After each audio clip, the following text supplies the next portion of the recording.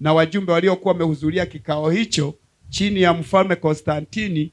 Wa kwanza aliitwa Januari, wa pili akaitwa Februari, wa tatu akaitwa Machi, wa nne akaitwa Aprili, wa tano alikuwa anaitwa Mei, wa sita alikuwa anaitwa Juni, wa saba alikuwa anaitwa Julai, wa nane alikuwa anaitwa Agosti, wa tisa alikuwa anaitwa Septemba, wa 10 aliitwa Oktoba, wa 11 aliitwa Novemba, wa 12 aliitwa Yaani unapoona hayo majina ya miezi, sio miezi hiyo, walikuwa ni wajumbe waliokaa kikao cha kupitisha siku ya kwanza ya juma iwe siku ya kumwabudu na iwe siku ya ibada chini ya mfalme Konstantini.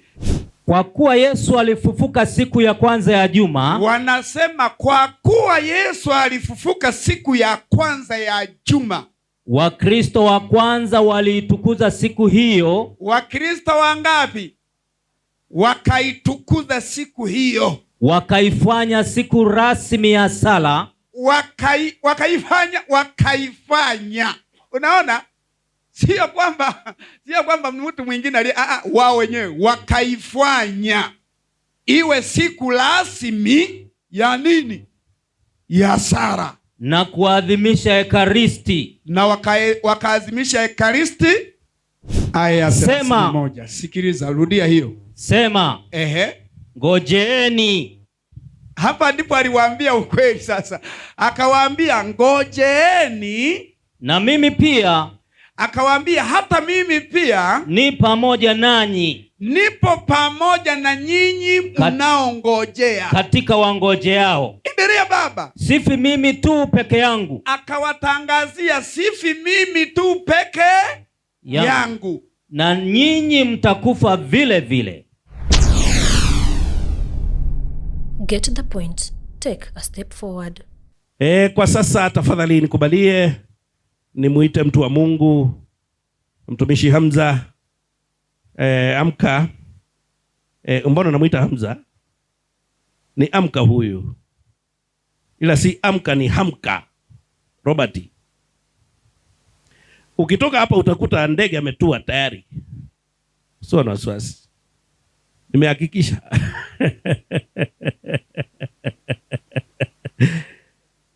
Karibu sana. Karibu sana mtumishi. Barikiwa sana.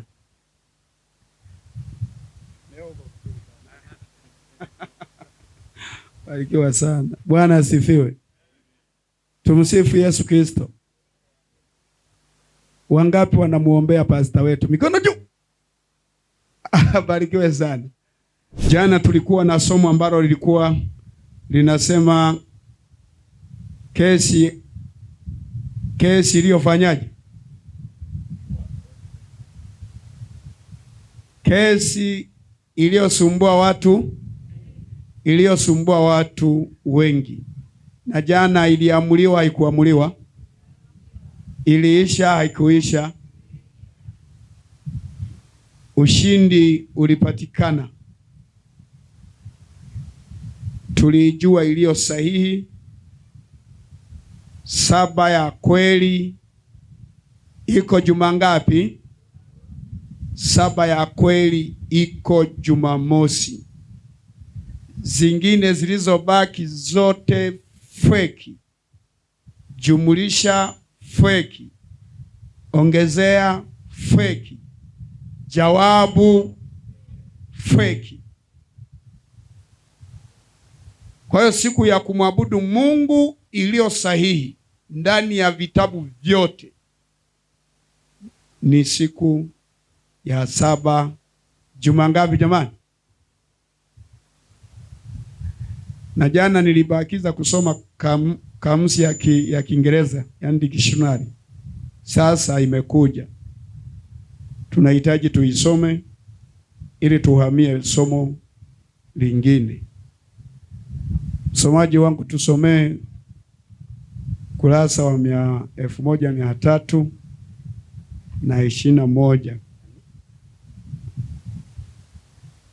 Kamusi ya Waingereza inasemaje? Sabato.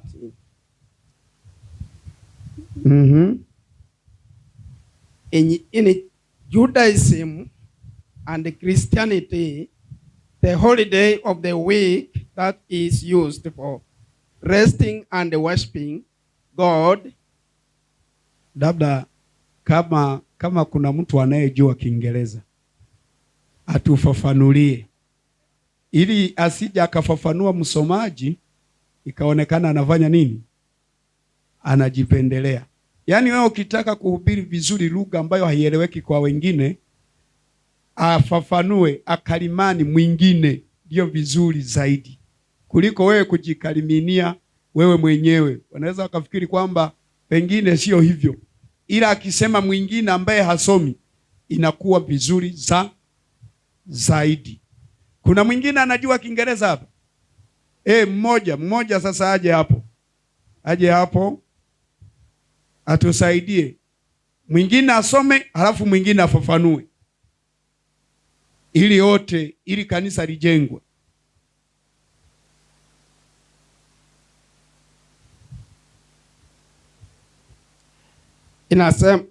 It says in Judaism and nasema katika Wayahudi and Christianity na Ukristo pia, the holiday of the week ni siku takatifu ya juma that is used for resting and worshiping God, inayotumika kwa kupumzika na kumwabudu Mungu. For Jewish day is Saturday, kwa Wayahudi ni Jumamosi, and for Christianity it is Sunday.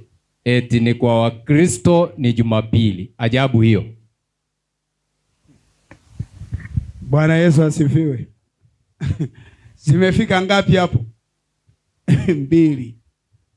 Anakuambia kwanza, ameanza vizuri kabisa akasema kwamba yani ni siku ya wiki, siku ya 7 ya wiki ambayo inatumika kwa Wayahudi na kwa Wakristo kuwa ni siku ya mapumziko na ya kumwabudu nani? Kwa Wakristo, yani kwa Wayahudi na kwa wanani? Kwa Wayahudi na kwa Wakristo inatumika kuwa ni siku ya mapumziko, alafu ni siku ya kumwabudu nani? Mungu. Lakini hapo akakwambia kwa Wayahudi ni Sata, kwa Wakristo, sijui Wakristo wapi hao sasa, ni saa. Unaona? Akimaanisha kwa Wayahudi ni Jumamosi, kwa Wakristo ni juma ngapi? Jumapili. Lakini kwa mujibu wa Biblia zote, Qur'ani, vitabu na kila ambacho tulikuwa tukikiangalia jana, ni kweli tulisoma wa Jumapili wanaita Sabato, wa Jumamosi wanaita Sabato, na wa Ijumaa nao wanaita nini? Sabato. Lakini tulipoanza kusimamisha mashahidi, walisema iliyo sahihi ni juma ngapi? Iliyo sahihi ni juma ngapi? Katekisimu ya Wakatoliki ukurasa wa 188 ameandika hivi. Katekisimu ya Paroko, inaitwa Katekisimu ya Maparoko, imeandikwa hivi: maandiko matakatifu yadhihirisha. Maandiko matakatifu yanadhihirisha. Wamama wale waliokuja pamoja na Yesu toka Galilaya, walihudhuria mazishi ya Yesu. Wakayahudhuria mazishi ya Yesu. Wakaliona kaburi na jinsi mwili wake ulivyowekwa. Wakarudi. Wakafanya tayari manukato na marihamu. Siku ya Sabato. Siku ya lini? Siku ya Sabato. Walistarehe kama ilivyokuwa amri. Wakastarehe kama ilivyokuwa nini? Amri ya ngapi? Inayosema ikumbuka siku ya Sabato ifanya nini? Siku ya Sabato wakastarehe wale wa mama kama ilivyokuwa amri. Siku ya kwanza ya juma ilipoanza kupambazuka, walikwenda kaburini, wakiyachukua manukato walioweka tayari. Siku ya kwanza ya nini sasa? Hebu tusomee ule ukurasa wa 189. Ameandika kwa hiyo sisi. Kwa hiyo sisi wa Kristo twashika kitakatifu siku ya kwanza ya juma. Wao wanashika kitakatifu siku ya kwanza ya nini? Kwa nini? Tukaitolea kwa Bwana. Na hata kuiita siku ya Bwana. Hata kuiita wao wenyewe tu. Hata kuiita kuwa siku ya nani? Yaani Dominika. Tunapoiita Jumapili, wanapoita Jumapili, twafuata tu desturi ya Kiislamu ya kuhesabu siku za juma. Ijumaa, Jumamosi, Jumapili. Basi. Hivi hapo mmeelewa kitu? Yaani wao wa Kristo waliita tu siku ya kwanza ya juma kuwa ni siku, wakaiita tu kuwa ni siku ya nani? Ya Bwana. Wao tu ndio wakaiita, sio maandiko. Wao ndio wakaiita, na wakatoa sababu, wakasema ni kwa sababu siku ya kwanza ya juma ambao ndio Jumapili, Bwana Yesu alifanya nini jamani? Alifufuka. Yaani wao tu. Lakini jana tukasoma kwamba Sabato haijabadilishwa. Hata Yesu mwenyewe hakubadilisha nini jamani? Sabato. Ila Wakristo wao ndio waliamua tu iwe hivyo. Na kweli ikawa nini? Ikawa hivyo. Pale umeshamaliza kusoma, hebu tusomee kwenye misale ya waumini. Hii ni summary ya jana, alafu tunaendelea na somo la leo. Misale ya waumini inasemaje? Ukurasa wa 297. Misale ya waumini wa Katoliki, ukurasa wa 297. Tunasoma misale ya waumini ukurasa wa 297. Kwa kuwa Yesu alifufuka siku ya kwanza ya juma. Wanasema kwa kuwa Yesu alifufuka siku ya kwanza ya juma. Wakristo wa kwanza waliitukuza siku hiyo. Wakristo wangapi? Wakaitukuza siku hiyo. Wakaifanya siku rasmi ya sala. Wakaifanya. Unaona? Sio kwamba mtu mwingine wao wenyewe wakaifanya iwe siku rasmi ya nini? Ya sala. Na kuadhimisha Ekaristi. Na wakaadhimisha Ekaristi. Roho Mtakatifu aliyeliongoza kanisa tangu wakati wa mitume. Ndiye kiongozi wetu hata leo. Akatusaidia tumsadiki Yesu. Ingawa hatumuoni kwa macho yetu. Haya, hata uishie hapo. Sentensi hiyo kuwa naitafuta ni hii, kwamba Wakristo wa kwanza, kwa sababu Yesu alifufuka Jumapili, Wakristo wa kwanza walikaa wakaifanya Jumapili iwe siku rasmi ya nini? Na mwanzilishi aliyetamka na kutangaza misa ya Jumapili wa kwanza sio Konstantini. Konstantini yeye alikuja kufuata tu mafaili, alikuta mafaili hayo ndio akayafanyia kazi. Lakini namba moja kabisa aliyeanza kuikubali na kuitangaza, ijapokuwa haikufanywa kazi kwa wakati huo, aliitwa Yustino, mwalimu wa filosofia ambaye alikuwa mzaliwa wa Siria. Hebu ni msome kwenye ukurasa wa 300 misale ya waumini. Ninasoma misale ya waumini hiyo. Na wewe kama unayo andika hizo kurasa. Kurasa wa 370 maelezo ya chini. Maelezo ya chini yameandikwa hivi. Kurasa wa 370 Katekisimu mithali ya waumini nasema maelezo juu ya misa ya waumini. Misa ya waumini yana msingi wake katika maandiko ya Mtakatifu Yustino. Anasema yana msingi wake katika maandiko. Maandiko ya nani? Ya Mtakatifu nani? Yustino. Sio maandiko ya Mungu. Yana msingi wake katika maandiko ya Mtakatifu Yustino. Mzaliwa wa nchi ya Syria. Alikuwa ni mzaliwa wa nchi ya Syria, ambaye alikuwa mwalimu wa filosofia. Ambaye hapo kwanza alikuwa ni mwalimu wa nini? Wa filosofia. Katika mji wa Roma. Katika mji wa Roma. Ndiye yeye aliyeeleza. Nenda vizuri. Huyu ndiye aliyeeleza habari za mkutano wa lini? Wa siku ya Bwana, ambayo ndiyo Dominika au Jumapili mnamo mwaka 150. Bwana asifiwe. Mwaka 150, kipindi Yesu ameenda wapi jamani? Huyu ndio akaeleza misa ya Jumapili ianze, ijapokuwa haikuanza kwa wakati huo. Ndipo ikaanza kutengenezewa majengo mwaka 1300, sio 1000, mwaka 314 majengo na makanisa yakaanza kujengwa kupitia dola ya Konstantini, na mwaka 321 ikatangazwa rasmi.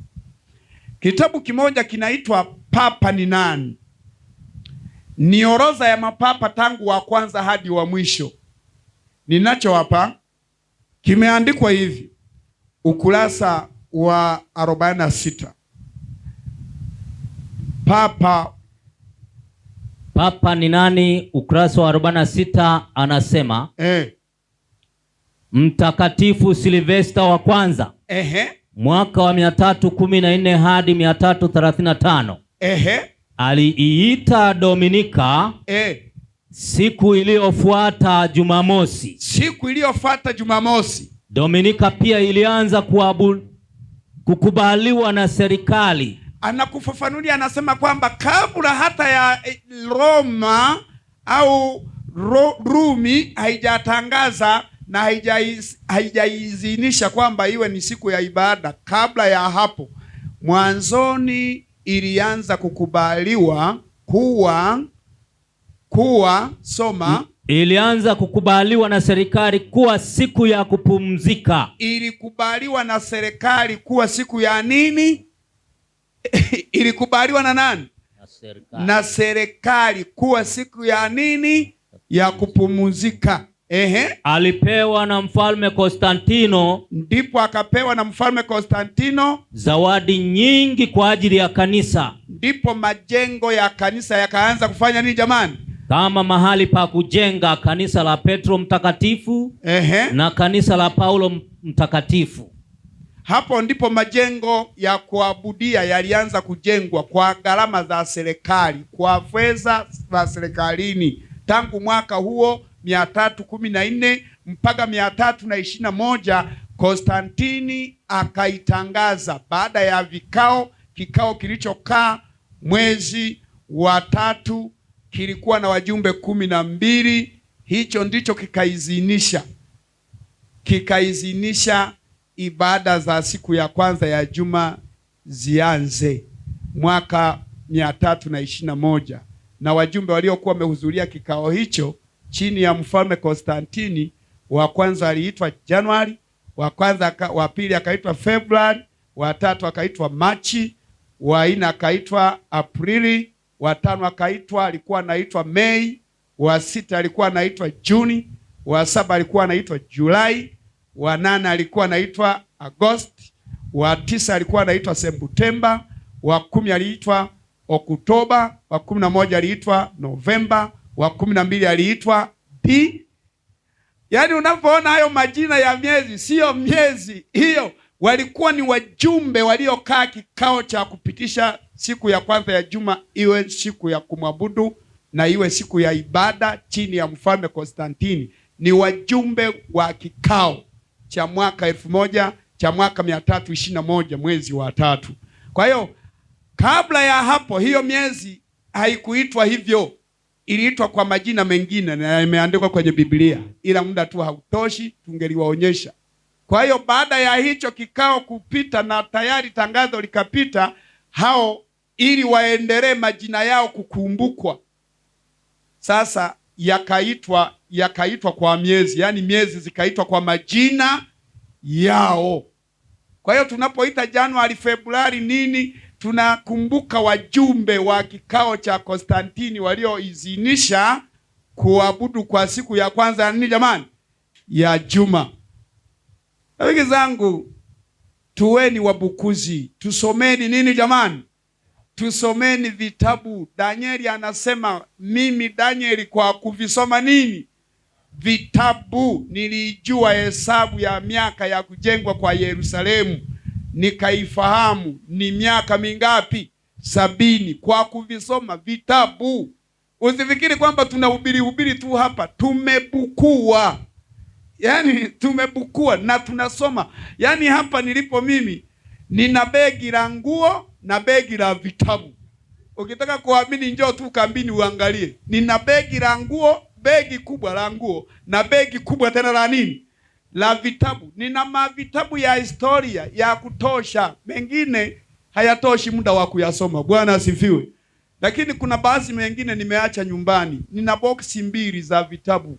Usifikiri elimu rafiki yangu ni ya kutafuta tu hewani, ni ya kutafuta kwenye vitabu.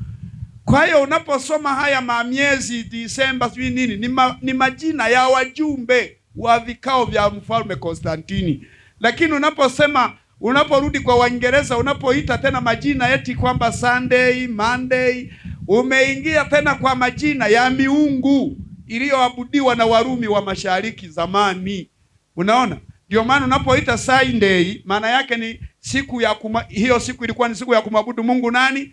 Jua. Na ndio siku ya kwanza ya juma. Siku iliyofuata iliitwa Monday, ilikuwa ni siku ya kuabudu mwezi. Hiyo siku iliyofuata ilikuwa inaitwa Tuesday, ilikuwa ni siku ya kumwabudu Mungu wa kike wa Ujerumani.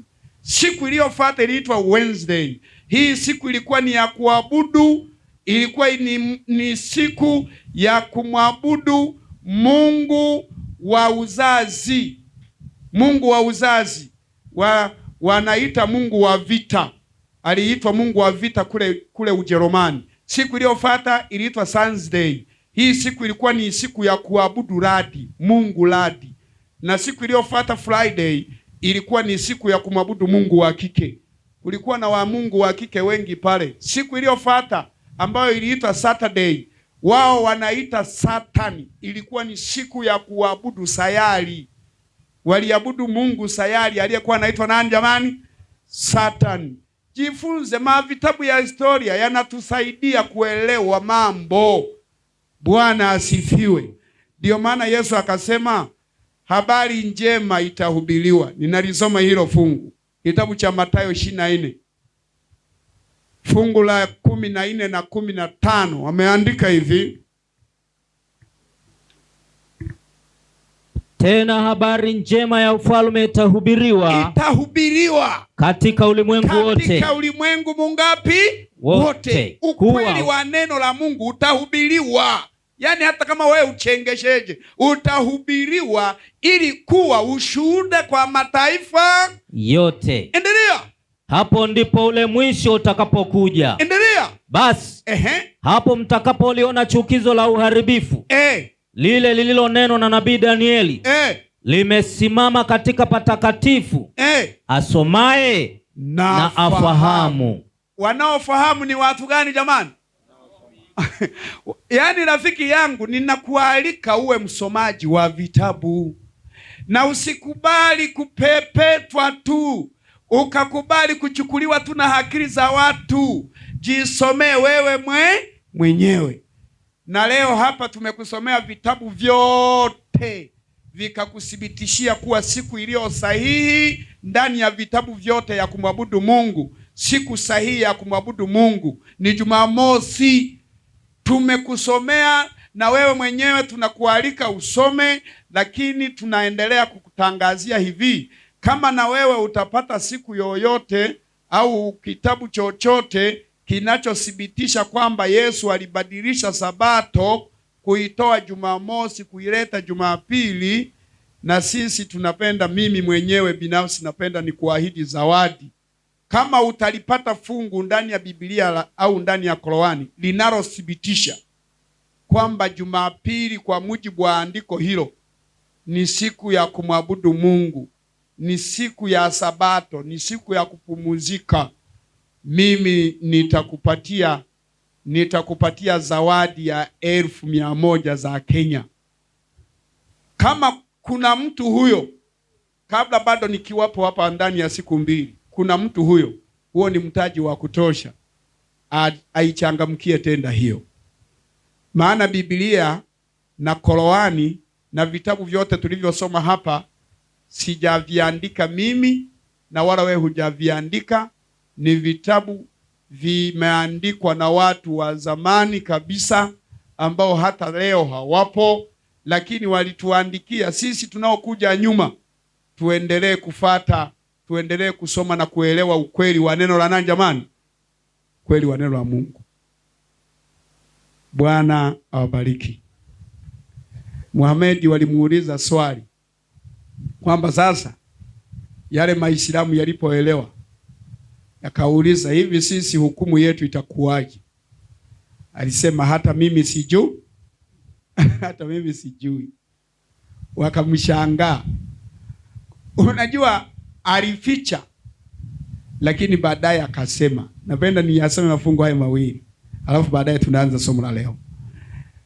Muhammad akaulizwa hivi, katika hukumu, maana waliuelewa ukweli wote, katika hukumu sisi Waislamu tutafanywaje na Mungu? Hukumu yetu itakuwaje? Mara ya kwanza akasema maneno haya, Qur'ani 46, Qur'ani takatifu. Akasema maneno haya, hebu sikiliza alivyosema. Fungu lile la 9, 46 fungu la 9. Muhammad akasema hivi, yaani akajibu kama vile kukatisha tamaa, lakini waliendelea tena kumuuliza. Fungu la 9 ameandikaje? Sema, mimi si kiroja mpya. Muhammad akajibu, mimi sio kiroja mpya katika mitume. Wala sijui nitakavyofanywa mimi. Akasema mimi sijui nitakavyofanywa mimi. Halafu wala mtakavyofanywa ninyi. Wala mtakavyofanywa nyinyi. Yaani mtume hajui, na yeye ndio mchungaji na tena ndio nabii. Wanamuuliza itakuwaje sisi hukumu, siku ya hukumu? Akasema jamani, mimi sio kiroja katika mitume, hata mimi sijui nitakavyofanywa, na hata mtakavyofanywa nyinyi sijui. Wakachukia sana. Sasa kama wewe hujui, na wewe ndio mtume, na wewe ndio nabii, na wewe ndio tunayekutegemea, itakuwaje? Wakambembeleza sana. Wakamwambia, wewe mtume tuambie, maana wewe ndio mchungaji wetu. Hebu uwe mpore tu tuambie. Kitabu kile cha Qur'ani 10 fungu la 100, Qur'ani 2 surati Bakara, sura ya ng'ombe jike mwenye mabaka. Imeandikwa hivi, hebu isikilize. 2:104 aya ya 104. Qur'ani 2:104 aya ya 104 ameandika hivi. Walimbembeleza wakasema maneno haya. Aya ya 104. Soma fafanuzi. Waislamu walikuwa wakati mwingine wakimwambia mtume. Walimwambiaje? Raina. Yaani kuwa ukituchunga kama mchungaji mzuri. Walikuwa wanamwambia, wewe tunakujua wewe ni mchungaji wetu. Tena ni mchungaji nini jamani? Ni mchungaji mzuri. Tuambie. Anavyowachunga wanyama wake. Ni mchungaji mzuri kama mchungaji anavyowachunga wanyama wake. Kwani sisi ni wajinga. Maana sisi tuambie, kwa kuwa sisi ni nini jamani? sisi ni wajinga. Maana yake sisi hatujui chochote. Uwe mpole tu baba, utuambie, maana tunakujua wewe ndiye mchungaji wetu. Tena wanambembeleza, ndio mchungaji wetu, tena wewe ni mchungaji mzuri, kama mchungaji anavyochunga wanyama wake. Tuambie tu, maana sisi hatujui chochote. Ndipo sasa mfalme ndipo nabii akawaambia ukweli. Sasa sikiliza alivyowaambia sasa, ukweli kamili kabisa. Akawaambia hivi, nenda lile fungu la sura ya 52. Hapo ndipo aliwaambia ukweli. Sasa aliwaambiaje? Sura ya 52 lile fungu la 31. Hapa ndipo sasa, isikilize vizuri hiyo. Hapa ndipo aliwaambia ukweli. Sasa watachagua wenyewe sasa. 52:31 akasema hivi. 52:31. Aya 31. Sikiliza, rudia hiyo. Sema. Ngojeeni. Hapa ndipo aliwaambia ukweli sasa. Akawaambia ngojeeni, na mimi pia. Akawaambia hata mimi pia ni pamoja nanyi. Nipo pamoja na nyinyi mnaongojea. Katika wangojeao. Endelea baba. Sifi mimi tu peke yangu. Akawatangazia, sifi mimi tu peke yangu. Na nyinyi mtakufa vile vile. Akawaambia ukweli ulivyo, kwamba kwenye hukumu wote tunafanya nini? Yaani tusipofanya kila mmoja kuchomoka kivyake, kifo kipo. Tena akawaambia kwamba hata mimi nisipochomoka nitakuwa kwenye kundi lile la kufa. Anasema na mimi ni pamoja na nyinyi mnaofanya nini? Mnaongojea. Tena akawahakikishia, sitakufa mimi peke yangu ninayewahubiri. Sifi mimi peke yangu, bali na nyinyi vile vile mtafanyaje? Ndipo yale majamaa yale maelewa yakachomoka, yakaenda kwa Wayahudi, yakaenda kuwauliza, jamani, hivi tufanyeje? Waliambiwa neno moja tu, ili msalimike na hukumu ya Mungu, kuweni wa Kristo. Bwana asifiwe. Kuweni watu gani jamani? Kitabu cha Sorati Bakara, sura ya ng'ombe jike yenye mabaka imeandika hivi. Kile kitabu cha Sorati Bakara, yani sura ya pili, ule sura aya ya 134, 135. Soma hapo. Aya ya 135. Soma hapo. 2:135 ameandika hivi. Na wakasema. Walisemaje? Mayahudi kuwaambia Waislamu. Ndipo Mayahudi wakawaambiaje Waislamu? Kuweni Mayahudi mtaongoka. Na wakasema Manasara nao kuwaambia Waislamu. Kuweni wa Kristo mtaongoka. Bwana asifiwe. Na Waislamu wengi tunapowasomea maaya haya huwa wanakuja kubatizwa. Wengi tunawabatiza kwenye mazingira, kwenye maeneo ya Waislamu tunawabatiza sana. Maana hata wengine walipoambiwa hivyo walianza kuchomoka mmoja baada ya mwingine. Ndio maana Qur'ani hawaisomi ovyo ovyo kwenye misikiti, na mwenye kuishika ni shehe peke yake, kwa sababu walishazuiliwa kama Waroma walivyozuiliwa. Kuna kushika Biblia utaeuka, na wao walizuiliwa. Kumbe wana maana tu ya kwamba majamaa yakiisoma hii yatagundua siri zilizomo na yatachomoka kwenda kwa Wakristo. Tunawaalika rafiki zangu wapendwa, njoni tumwabudu Mungu katika roho na nini na kweli. Vitabu viko wazi na ukweli utaendelea kutangazwa kila kona. Get the point. Take a step forward.